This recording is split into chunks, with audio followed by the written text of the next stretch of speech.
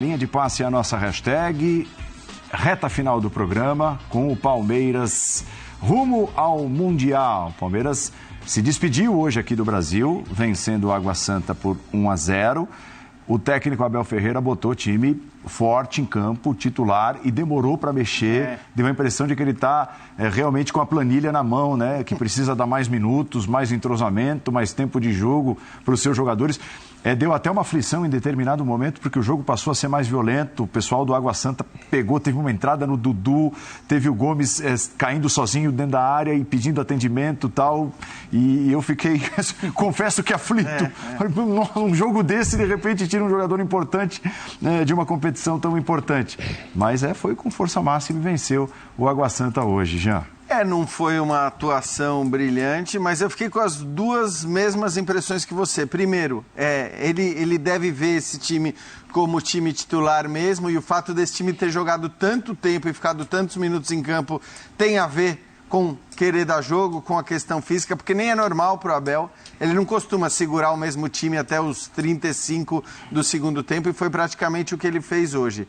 E eu acho que a grande notícia para o Palmeiras, depois do que foram esses 90 minutos, não são, evidentemente, os 3 pontos no Campeonato Paulista, a vitória, a atuação, nada disso. A grande notícia foi não ter machucado ninguém no que foi essa partida, na maneira como a Água Santa chegou, e chegou muito duro, né? Especificamente a entrada que você falou no Dudu ali por trás. Nossa. Com a sola no tornozelo, típica jogada que pode machucar seriamente, e acho que no fim das contas o Palmeiras conseguiu sair de campo com todo mundo disponível aí para a semifinal do Mundial, exceção aquele que já não entrou em campo entre os titulares, que foi o Piquerez, e que, de alguma maneira aponta já um problema sério aí pro Abel para definir o substituto. De nada, Paulo. Parece até que você conhece o roteiro do programa, é incrível. Eles trabalham juntos? De nada, parece que você ali estudou na sequência. Você vê que é um preparo para você passar para um colega. Não, mas não é nem colega. Eu vou passar o colega para qual passarei a palavra se chama Abel Ferreira, falando exatamente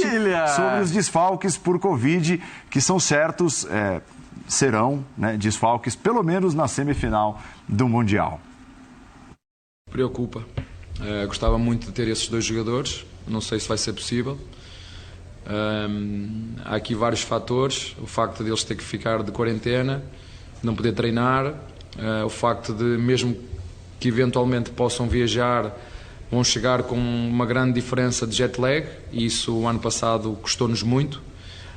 Este ano toda a estrutura se preparou para esse fuso horário. Portanto, são 2 baixas que temos. Gostava muito de os ter presente, mas vamos ver o que é que conseguimos fazer. Mas mesmo que estejam disponíveis, não estão seguramente na sua máxima força, na sua máxima capacidade, e nós neste tipo de jogos temos de estar na nossa máxima força. Mas na altura certa vocês saberão quem serão os eleitos. Não tenho, já vos disse. Por isso é que eu, desde o primeiro dia que cheguei ao Palmeiras, disse que queria 2 jogadores por posição muito fortes, para sermos competitivos internamente. Aí estão números de possíveis substitutos, uns mais cotados, outros menos, mas números defensivos de jogadores que ficam à disposição para esse jogo semifinal. Estamos falando do Piquerez, que é um titular absoluto, Paulo Calçade? E é uma peça-chave até na mudança tática, muitas vezes, do Palmeiras no meio das partidas, porque ele é um lateral que tem jogado mais por dentro como zagueiro, mas de repente ele muda o sistema de jogo na movimentação, a pedido, obviamente, do Abel, ou de acordo com aquilo que o jogo está promovendo. Hoje foi o Jorge, em tese, o substituto, mas o Jorge não é zagueiro pela esquerda, né? Posso só colocar Essa uma é a opção diferença. Pro Calça, antes de passar para ele? Manda. O Jailson jogou por ali também, dependendo desse terceiro homem. Bem volante que traz para cá, foi testado até para entender se o Calça, mas eu acho que caberia com mais uma opção ali também. Diga lá, Calçade, essa ausência do Piquerez. Acho que tem pontos assim bem legais. O Abel, ele pegou a final da Libertadores e ele trouxe para 2022. Ele não ficou inventando nada. Ele tinha um formato que deu muito certo, tentou recriar essa mobilização depois das férias, então isso quebra um pouco a ideia dele. Embora é o que ele tenha feito, ele trouxe o Jorge, O Jorge também não passou muito, o Jorge ficou muito na linha, como o Piquerez fez na final contra o Flamengo. A diferença é que o Água Santa não é o Flamengo, então o Jorge já teve um outro tipo de jogo e preocupação. O que define essa linha de 5 é a volta do Scarpa, porque do outro lado tem o Marcos Rocha. Então o Scarpa volta muito. Quando o Scarpa não perdeu uma bola, não conseguiu voltar.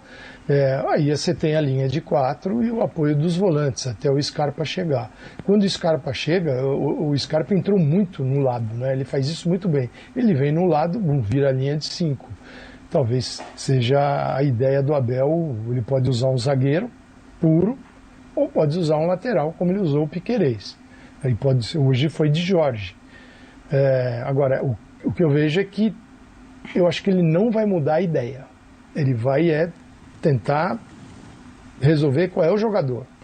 Vou de Jorge, vou de Murilo, quem é que vai fazer isso aqui? Mas a ideia, eu acredito, pelo nível de confronto que ele vai ter, é essa ideia aí. Porque aí fica muito fácil. Danilo, Zé Rafael, né? Você tem Dudu, o Scarpa do outro lado subindo, tem o Rafael Veiga, o Rony.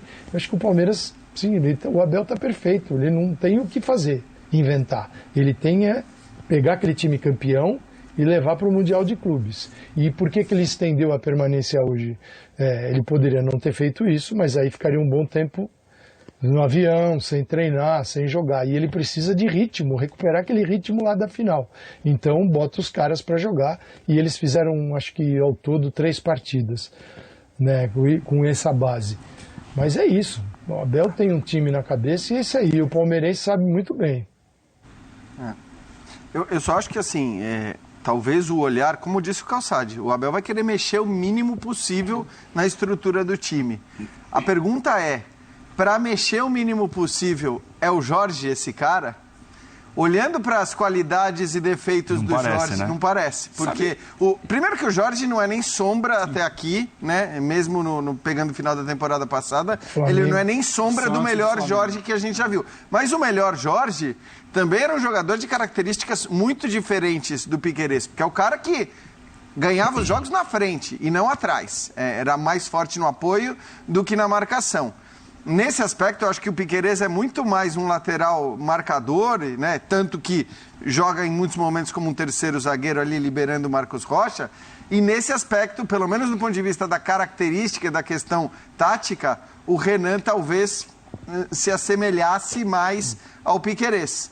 A questão aí, talvez ele pese também a experiência, né? O tamanho do jogo e tudo mais. Então, eu não sei o que ele está considerando, mas para mim o fato do Jorge ter jogado tanto tempo hoje indica que ele deve ser a primeira opção do Abel. Sabe, acho que uma coisa que eu vi no Jorge também, tô com Calçade, acho que a ideia vai ser mantida.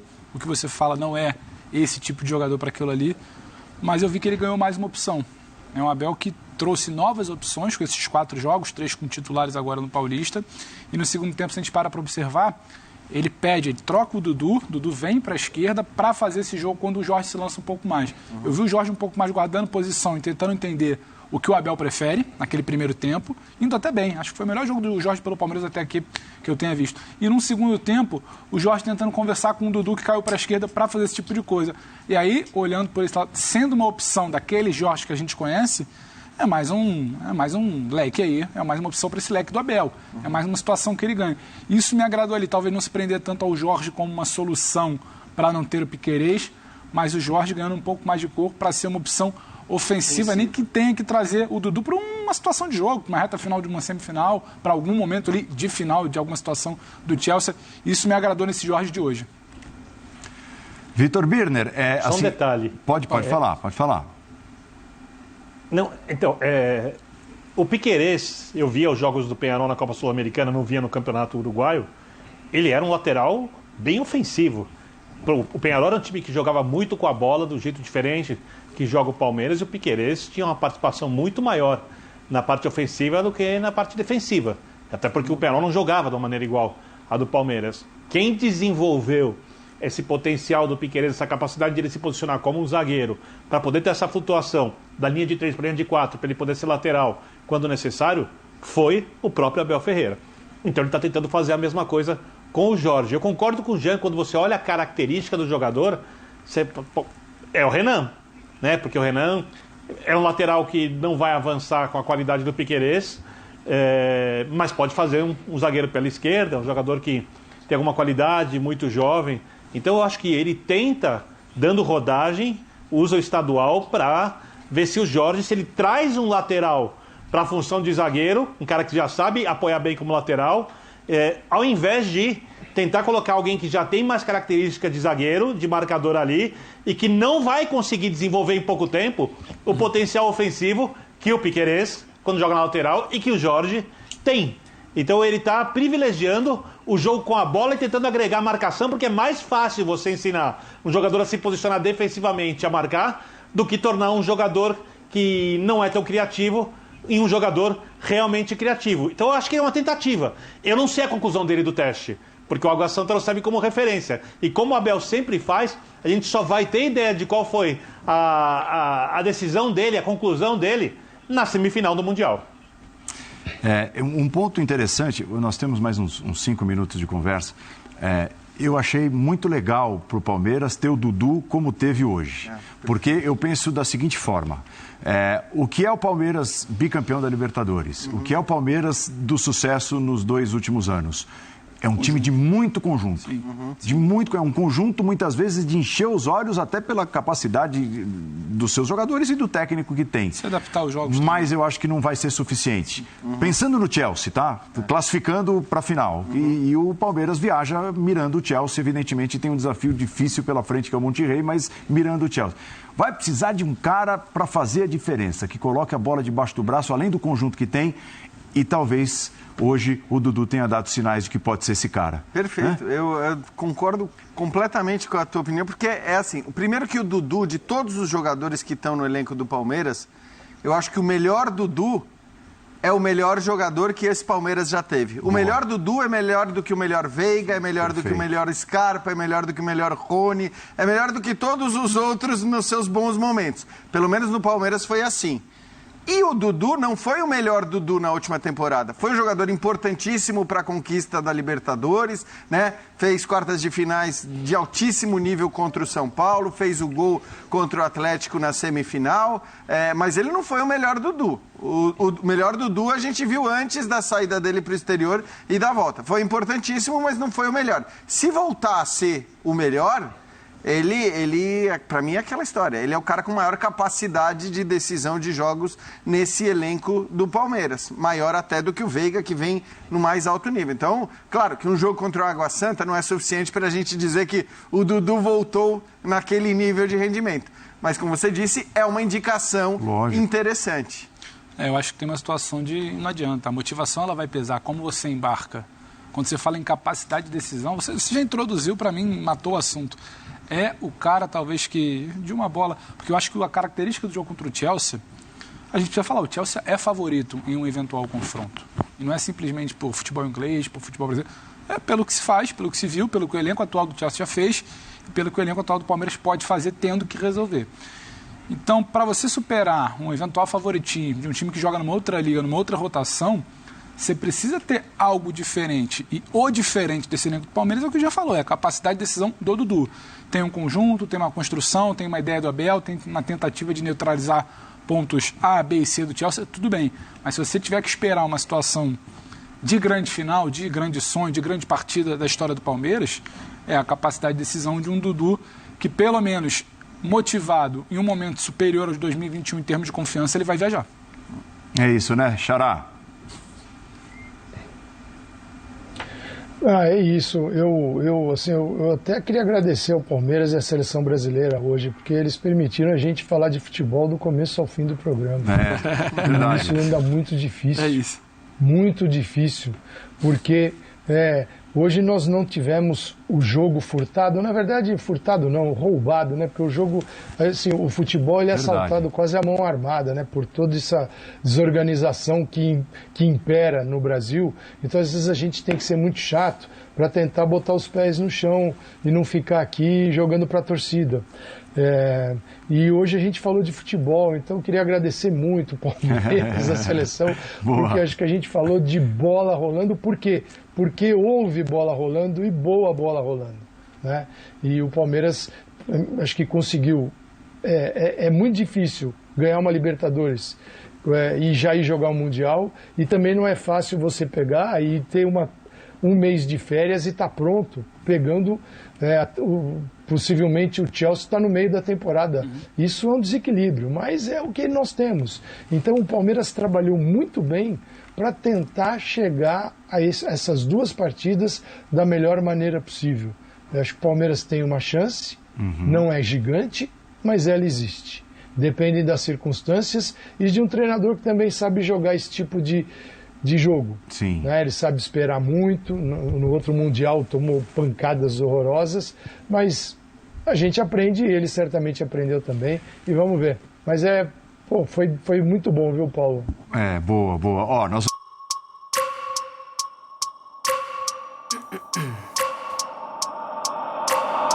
Every minute with the fever dreams, I push my mind to a limit where it needs to be. I work blind, got vision I don't need to see. I'm picking mind over matter, I believe in me. I need to find more hours in the day.